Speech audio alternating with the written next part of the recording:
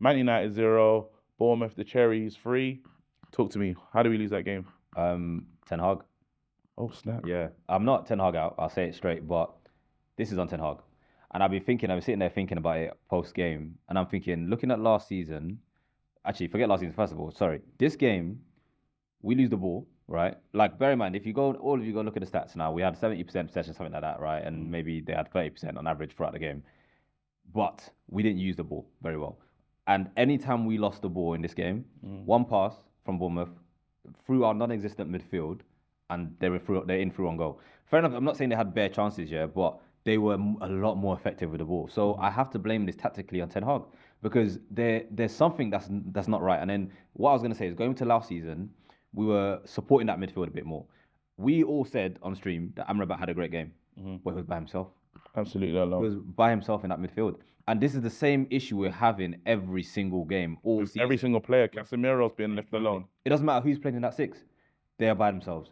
So, but conclusion, it has to be Ten Hag. It has to be a tactical issue. Like, I'm not excusing the players because they were dreadful today in terms of in the final third or, making that final, Dallo with that shot at the end instead of passing it. There are things that the players can do to do better, but there's something wrong tactically, systematically here that Ten Hag needs to fix and quickly. Because last season we were supporting what we were doing last season was the fullbacks were inverting and supporting the midfield, right?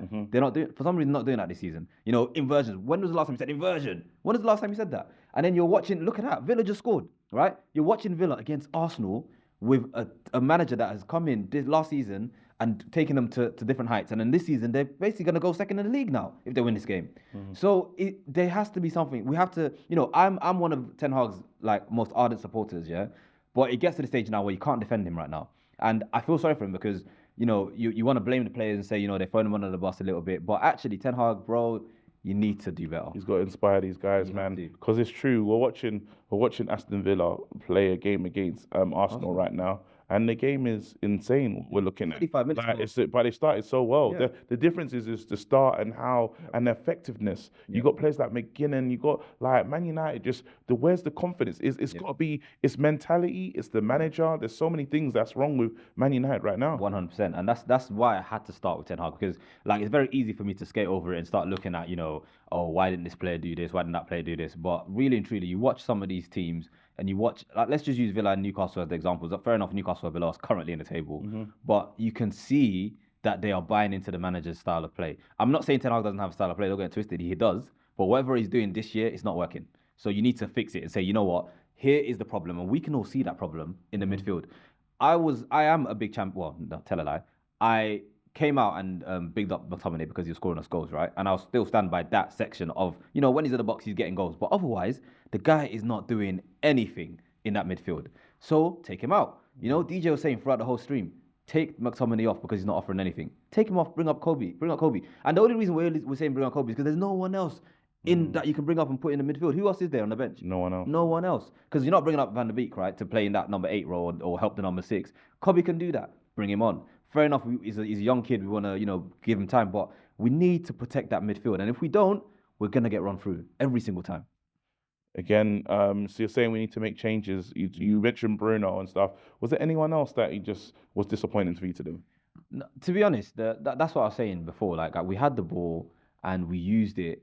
We'd used it, not well. Basically, I don't know what the word I'm looking for is, but we had a lot of the ball. Amrabat wasn't effective. We were not effective. We were not effective at all. You're looking at also the defenders.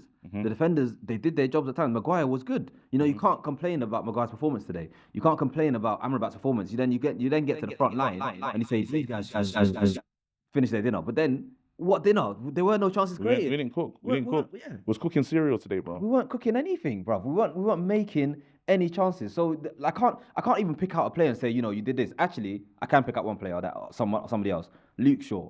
He epitomized the lack of urgency today, the lack of energy, the lack of I don't know. I like Luke Shaw, and I won't change that. But he was shocking today. He was poor today. So you're looking at it, you're thinking, come on, guys, man, give us a bit more. Come on, 3-0 against Bournemouth at home. It's unacceptable. Completely unacceptable. Where do we go from here? That's a good question because where do we go from here? That's what I was going to ask you as well because, next game, Bayern Munich. Next game after that, Liverpool. We could be looking at here a week in December again where a manager gets sacked. And, it's a bad time to sack him because we're in this whole changeover process. But even if he doesn't go, it might be a case where when Ineos comes in, it might still be better to just cut loose and keep moving. Because I don't know. I really don't know where we go from here with this manager. And it's a shame because we all wanted him to succeed and I still want him to succeed. But it's hard to see that because of the tactical issues that I'm seeing with this team. There is no midfield. We can't just keep skating over that fact.